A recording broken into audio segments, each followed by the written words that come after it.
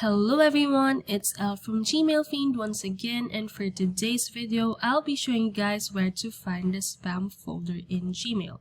So of course, in order for you to do so, you have to be logged into your Gmail account and then navigate to your Gmail inbox. So once you have done that, then this page will show up, and once you have this loaded on your screen, you will see a sidebar over here, the one where my mouse is pointing at right now. And once you click the more button, then a drop down will show up. Now you can either scroll or the drop down will show up right away depending on the size of your screen.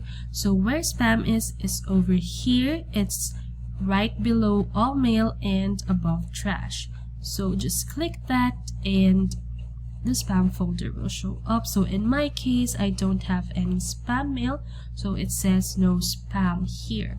So yes, that's it for this video. Thank you so much for watching, and I hope you tune in for more.